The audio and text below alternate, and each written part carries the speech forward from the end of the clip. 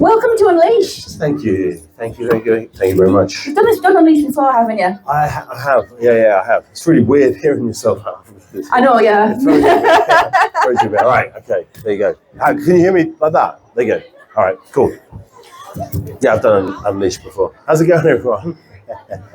This is quite strange sitting up here. You should try it, and then people. So, yeah. You do a lot of stunt work. How did you get involved in that industry? So I was acting. I was trying to be an actor. Yeah. And I wasn't getting much work. And I was doing loads of auditions and everything like that, trying to do more and more of the process. And then I ended up. There was a film called Live, Die, Repeat, which was Tom Cruise movie, and they needed bigger guys, and they sort of exhausted the stunt community. They've used everyone. They used everyone. There wasn't enough people because they built these costumes. And you had to be like minimum of 6'4" to wear these costumes. So they'd gone through everybody. So they were like, and I realised that there was less people acting that were prepared to sort of be near fire, get hit by things. And I thought, this is all right. And then they sort of started talking about the money. I was like, okay, so I could do that. I was like, yeah, this sounds all right. So, yeah, there's just less actors who are willing to get smashed over the head, fall through glass, be near explosions. And I thought, understandable. At the time, I was struggling to pay my rent. I thought, I can do this. That's kind of what I did, yeah. So, stunt performing is physically demanding. Yeah. It is a physically demanding thing. Yeah. Is there any training process that you go through when you know that you're going to do like really intense stunts? You can do. When I did Beauty and the Beast, or those sort of costumes, those sorts of things, they're very. You can't eat very much when you're in the costume, and you get very hot, and you don't even want to see food. So they said to me when I did that role is to like bulk up. They said eat. Eat as much as you can because you're going to lose a lot of weight. You're going to lose a lot of weight in that costume. Yeah. I was like, cool. So I just ate lots of food, and they were right, So yeah, you eat more. Some people do, like, it depends on the character. Some of the Star Wars guys they're super flexible. Me, it was just about being a bit bigger. So yeah, eat lots of food. That was basically the instructions I got. That sounds like awesome training. Right? I require more pasta. More donuts, yeah. What is the most challenging stunt that you've performed? What's the most challenging? The sort of stuff, a lot of the time, it'd be very last minute. So they'll say, okay, like, I don't know, when we did Star Wars or what we've done, The Last of Us or something like that, it can be very last minute. They'll just change. They'll go, well, we know you were going to come through the flames there, but there's going to be an explosion here. So can we switch that round and then you come through that way? That's when you kind of go, okay, well, those sorts of things, the last minute changes are quite difficult. So yeah. Talking about the bloater, what is it like being in that costume? That costume was, the bloater was, they built it in England and they shot it in Canada. So, but the bloater was, you had a lot of people helping you do it. Yeah. The legs would go on, then the body would go on, then the arms, and then the head. So, and it weighed, I can't remember what they said, it weighed like 60 pounds. What's that in kilos? I don't know. Anyone good at converting pounds to kilos? I'm not very good. It's about 4 stone. Yeah, it's pretty heavy. Yeah. Thank you. Thank you. It's all right, isn't it? Real heavy, really heavy suit. And then as you sweat, anyone your costume, anyone who's worn this costume, you sweat pretty hard. And it gets heavier and heavier as the day goes on. So pretty heavy. And that was all a night shoot as well. So you wouldn't start work till when it got dark. I don't know, about 8 at night or something like that, and then you film till about 4 in the morning. So they're pretty tough nights. Yeah, that sounds tough. And as a stunt performer, your job is to just not moan. That's how I learned that pretty. Yeah. The bloater gave me tough nights. I had nightmares for a week, so thank you. Thanks for that. Essentially, you're paid to not complain. They're like, Adam, how are you doing? They're like, yeah, I'm good. Any sort of level of suffering, like, no, I'm good. I'm right. I'm totally fine. Oh everything's fine. Yeah. I don't mind this heavy costume. I don't mind the sweat. It's all good. It's good. It's all good. I'm good. Just good. Yeah. I mean, on sets, safety for stunts has to be a top priority. Yeah. Is there any insights to the safety measures and the precautions that go into the stunts? Are there any particular ones that go into them? Well, I've had a few injuries on Doctor Strange. We did Doctor Strange. Yeah. I played a character called Rintar. Oh, yeah, you were the Minotaur. I was the Minotaur, yeah. And I had to run up some stairs, and they had me on a wire, and they fired me across the set.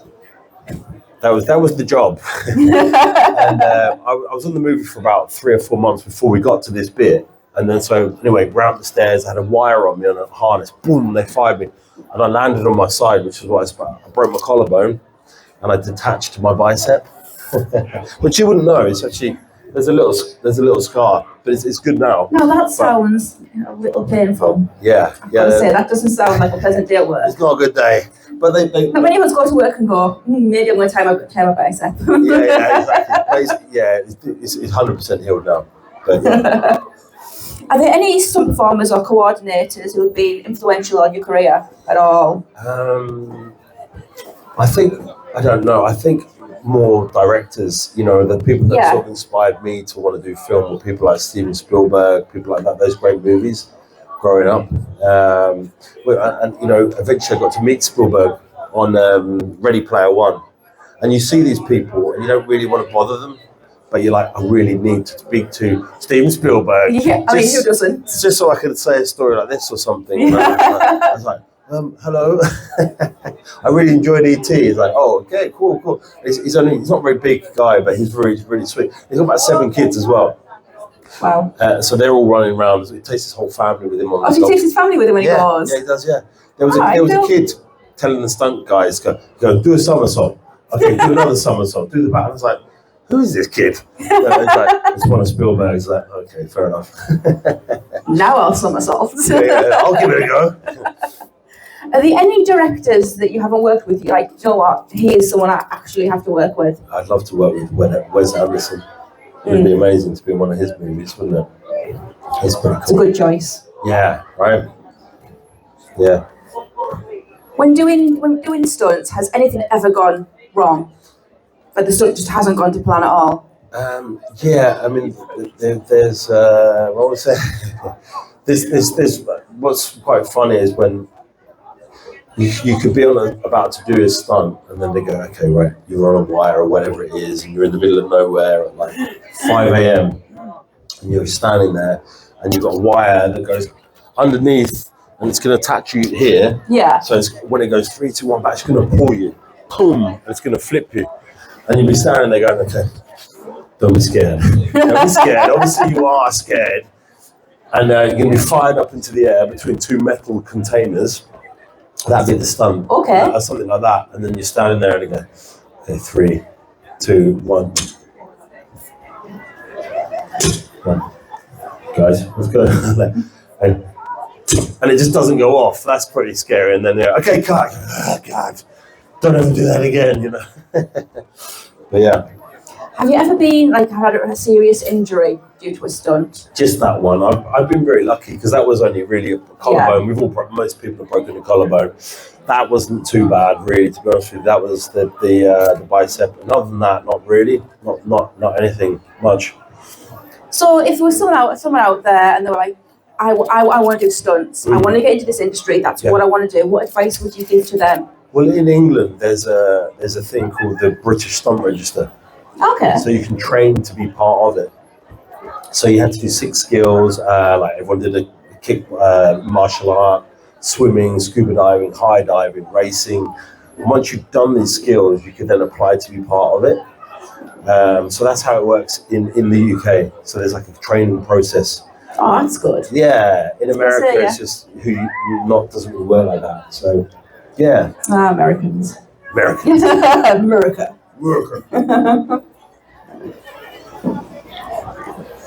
Stunt performers don't really get the recognition that the actors get, although they're putting their life and they're making the wow moments wow. Would you like to see stunt performers get more recognition for what they actually do? Yeah, they're not recognised in the Oscars. They don't get BAFTA. They don't get. That's not even a category, is there? It's not a category. And bearing in mind, there's pretty much a the category. There's a category for a lot of things. There is, I yes. think there's like, I'm not sure if catering's on there, but there's like, there is pretty much everyone's catered for. If there is a category for catering and there isn't one for stunts, something has gone horribly wrong with the Oscars. I know, right? I know. So I don't know why they constantly talk about it. Ryan Reynolds was pushing for it. Other people have been pushing for it, but it hasn't happened yet. They have the stunts have their own awards called the Taurus Awards, where they like highest fall or biggest explosion or best car chase. So they've kind of go, okay, well, if you're not going to give us, we'll have our own awards, which they do once a year. So that's kind of cool. They do that, but yet to the Oscars. I can't believe that there isn't a category for in the Oscars. That's just seems. I know. Every film has some kind of stunt in it. Yeah, even La La Land had like 7 stunts. You know, like the year that La La Land, I saw a breakdown. It had Mad Max had like 3,000 stunts in. La La Land 7 stunts. You know, every movie will have a stunt. There's not many movies that won't have a stunt contingency, like a coordinator there. So they're always represented, but they're not necessarily get the recognition for it. I mean, especially when it's many of the Marvel movies, when you've got like the big scenes going on, and they'll use lots of stunt performers, or Fast and the Furious, or something like that, where they'll use stunt performers in the cars. Yeah, hundreds. If you look at a film like Avengers, there'll be like 200 before. So you have a double. Yeah. So Chris Hemsworth, he'll have a couple of doubles. Maybe even 3, because you might have a vehicle double, an acrobatic double, and a body double. And then on top of that, you'll have maybe another 150 stunt guys that have been involved in explosions who are appearing. If this was a scene, we'd have a double. And if a gunfight was going to happen here, you guys would all be stunts. There might be a couple of extras, there might be a few people dotted in, but everybody else everyone who's going to jump up and go, bah, bah, bah, bah, and start running for the explosion. They're all going to be stunts. So you'd have a lot more, because people will say to me, who do you double? And I can say, okay, I played the Beast, or I played the Venom, or I played the last, whatever. But they assume that everybody stunts is doubles, but it's anyone in the scene that's getting involved in any form of action. So it could just be the guys sitting on a dining table next to Tom Cruise as he kind of gets up and they have to fall over or whatever it is. So there's a lot going on with stunts that you don't. And also the stunt people will create a whole scene. So they'll get the breakdown of the set. I mean, it's terrible if you're on I loved Game of Thrones, right? Yeah. Loved the show, but you'd know the end of it before, like when I don't want to spoiler alert, it's getting old now, we can get away with it, but season 7, when I arrived to set, they go, Adam, we want you to throw the spear into the dragon, which kills it. I'm like, a dragon dies? What do you mean? And yeah, they kill a dragon, and actually we're going to show you the computerized version. I'm like, this is the worst thing I've ever seen. You're going to kill the one that has to do it. Yeah, and like I think it was season 5, I played a gladiator, and I walk out, I put my sword down, I look up, and then Tyrion is with the other people. They've all come together. And I'm like, where did this happen? How did Tyrion get into this world? So you're like, he's the worst spoiler alert. And I told that story to the stunt coordinator. He said, well, you know what happens at the end of season 8, don't you? And he told me the ending, like 2 years before it was over. And you're like, no. I do not like I wish you could have saved us all from that. Yeah. We would not have watched. Yeah. So, do you have a favourite type of stunt work to do, like car chases, fight scenes? Stuff that doesn't hurt. Yeah, I can imagine that would be a good thing to do. Yeah, I've always been lucky with stunt work because I've got friends who just do gymnastic. They're the acrobatic. They're the ones that are always getting propelled across into walls. That's not really been I've ended up playing characters. I've ended up doing that stuff. So I've always been really lucky with my career. I mean, if you're good at gymnastics or parkour and you're in stunts, you're going to be fired. You're going to be propelled through the air at high speed. You're going to have a life in the air. Yeah, and on the floor. So you were Beast. You did the stunts and stuff for Beast, Beauty and the Beast.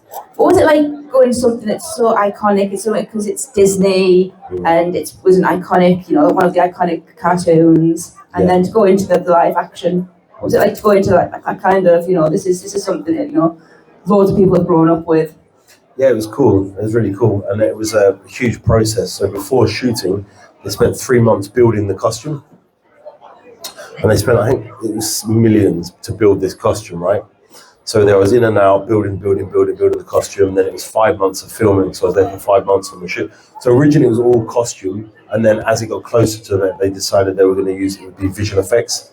So it was just me in a muscle suit up to that point. But prior to that, it was all, and the suit was like, I was 7'2" in the thing on platforms. So you walk on platforms to give you the shape of the leg. Okay, so you're constantly like trying to balance on it. And then so that was it was really good. It was really good. Was it a learning process to learn to walk like that? Yeah, oh yeah, for sure. Yeah, you can never stand still. So your body is working the whole time, which is another reason why they like make sure you eat a lot of food before you start. Yeah. And you're locked into these suits. Once you're in it, you can't get out. It takes some. I mean, if you had to, maybe you could. You're clipped in. You need people to unzip you. So you have to get used to that fact. And you have contact lenses. You're seeing through this thing. You're layers of foam. So there are moments where you're like, be calm. You have to just sort of chill yourself out because they're really quite hard. The only thing, the tail was quite fun in the beast. Nothing was animatronic except the tail. So just have this big tail behind me, like, and someone controlling the tail. Really serious business controlling the beast's tail. I was like that. Really. I love it was just one person just for controlling the tail. Yeah. To the left. To the right. Yeah, something like that, just doing the movement. Do you have a favourite of all the ones that you've done stunt work for, favourite character? I think my favourite job that I did, I really enjoyed The Last of Us, it was really cool. But my favourite job was Venom with Andy Serkis. Because, I went in for 2 days at the Imaginarium, which is Andy Serkis's motion capture place. Yeah. And I didn't know he was going to be there at all. So I walk into the studio and Andy Serkis is there. I'm like, shit, wow, okay. he comes over and says, oh, hello, Adam, how are you doing? I'm like, oh, God. Gollum's talking to me, It's not Gollum, it's Andy. And he starts talking to me. And then he gave me the script. Yeah. And he said, okay, you read it. And I said, look, I don't know this. I didn't really know Venom that well as a character at the time. I said, you read it and I'll act it. So he said, okay, all right. So he's doing it. He's going, I want your bottom feeder, Andy. I want to be outside. I want to be eating people. You know, you're a bottom feeder, Andy. He's saying all this stuff, and I was acting it. So I was sitting on the sofa with the flicking through the channels. Oh God, and I stand up, hit my head. So I just started winging it really. And then when I left after 2 days of doing that, he's the nicest guy. If you ever go around, you'll see him and say hello to him. He's great. And then I heard they were trying to book me, and they booked me for the whole show for 3 months. I was working with them and Woody Harrelson and all that sort of stuff, which was amazing. He's another really nice guy. So that was my favourite job. That was really good. So essentially, I just wore a pole with Venom's head on my head for 3 months. All right, cool. Yeah, that was it. It's not a very serious job, really. It's much more serious professions than we get. We got a lot of credit for it, but it's really just. You've done a few bits of directing yourself as well, haven't you? Yeah. What's it like to be on that side? It's much better. It's much better. Like, some people love to perform. Yeah, and I'm not one of them. I wasn't the person that was like, I need to be in front of the camera performing. I need the spotlight. Yeah. I'm not. I just did it. I ended up doing it, and everyone likes showing off a bit, I suppose. But directing is actually you pick the location, you pick the music, you pick the vibe, the people that are going to be involved in it. Man, I wrote the stories as well. Yeah. So that side of it is, I guess, it's in your control, whereas performing isn't. But yeah, no, I really enjoyed that, and I'm hoping to do more. I am going to do more. I've got another one coming out called "Help My Great Granddad Is Haunting Me." That's a title. Yeah, it's a short comedy about. It's essentially about when you see a dog, you're looking at your dog and it's looking like that. And what is my dog looking at? So what's he staring at that wall for? Why is he staring at the wall? So he goes and makes some quantum glasses that give him the same lenses as his dog, and he sees that when he puts them on, he can see his great granddad. It's a comedy. We'll see. We'll see if it's funny. If not, it'll just be a film. I like that. It's a film. It could be funny. Yeah, it's a comedy depending on if It's a comedy depending whether it goes down well. So yeah. Otherwise, it's just a film. Yeah, it's like when you make an action comedy. You're like, if people laugh, it's just an action. Yeah. You know. So if they don't laugh, it's just an action film. If you laugh, it's an action comedy. Yeah. Don't feel any action in it. It's just a comedy. Yeah, exactly. Yeah. Well, thank you for joining us. Thank you very much. Before we go, yeah, I'll do a part of it what I call rapid fire questions. Oh, okay. Nothing too taxing. You're fine. I thought you were going to ask me to sing, so that's good. No. No singing, no mathematics. It's all good. No maths. Breathe. It's fine. Going out or staying in? Staying in. Cats or dogs? Dogs. Okay, this could be divisive. Pineapple on pizza, yes or no? What was the bit? Pizza or what? Pineapple on pizza, yes or no? Yes. Excellent, correct answer. With anchovies. No, wrong. Fail. Okay. Done. No, I'm out. There you go. See, I'm allergic to fish, so I'd be dead. So, tea or coffee? Coffee. All day. Video games or books? Video games. Chocolate or vanilla? Chocolate. Venom or carnage? The thinker, isn't it? Venom. All right, thank you very much for joining us. Adam is just over there. If you want to get his signature, he's such a nice guy. Go and see him. Go support him. Or if you just want to, even if you don't want a autograph, you just want to come and talk about films. Come and talk about films. You know, if there's questions about those movies or anything, you don't have to. You know, but I'm over there. Anything. If you have anything that pops up that you want to talk about movie related, come give me a shout. Cool. As I said, totally nice guy. Go and support him. Thank you so much for joining us, Adam. Thank you. Thank you. Thank you.